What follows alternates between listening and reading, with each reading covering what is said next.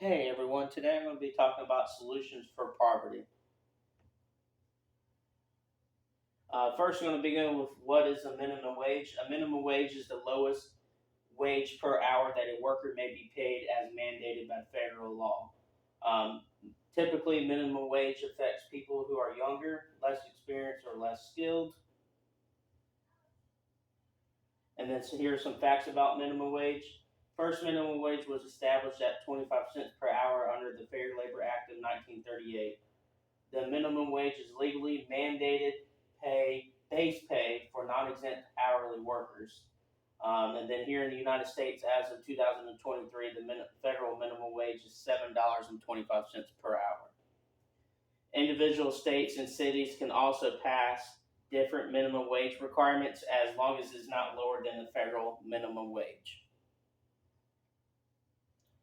Here are some illustrations or pictures on minimum wage. The picture you can see here on the left is talking about different states. One in particular, if you see the dark blue, states with higher minimum wages than federal, meaning like California, Florida. Just showing some examples. Then also kind of like the kind of pinkish tint states with the same minimum wage as federal. Texas, my home state, North Carolina, are some examples of those. And then here on the right, it shows percent of minimum wage workers by age. For example, people older 55 and older make up about 11.5% of minimum wage workers. Now moving on to effects of increasing minimum wage. The pros of increasing minimum wage for economic purposes. Increasing the minimum wage will help boost economic growth.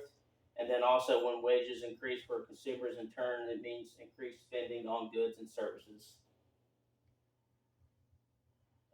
Then moving on to pros for increasing minimum wage for businesses. If a business increases minimum wages, it can lead to boosting their employees' morale and performance.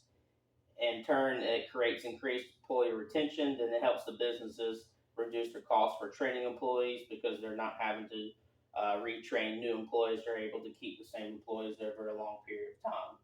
And then also, in essence, to that, reduce hiring due to be able to, like I mentioned, able to retain the employees.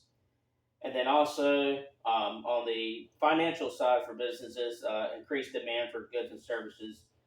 So in turn, the consumers are able to spend a little bit more. So there's going to be more demand for goods and services for businesses.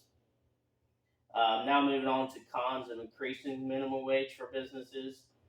Increased price for goods and services will eventually cause inflation and also increased labor costs, which if there's a increase in labor costs, it increases the chances of businesses closing due to being able to not be able to cover rising labor costs. Cons of increasing the minimum wage for an employee. Increased prices for goods and services means increased cost of living, and then increase of people losing their jobs because of employers having to lay people off because they're not able to pay the employees what the minimum wage is. And then also it diminishes the value of hiring an inexperienced entrant worker. And then on the flip side, some employers might find it more cost effective to hire a higher paid experienced worker versus an inexperienced worker. Um, yeah. And then alternative solutions to decrease poverty. First is creating more quality jobs, creating good paying jobs that will meet people's needs. The government can also can participate by creating policies or plans that will focus on creating jobs with good wages and benefits for all Americans. Benefits for employees. Employers need to provide more permanent paid medical, or family medical and sick days. And in essence to that is estimated every year employees and their families lose $22.5 billion in wages due to lack of access to paid family and medical leave.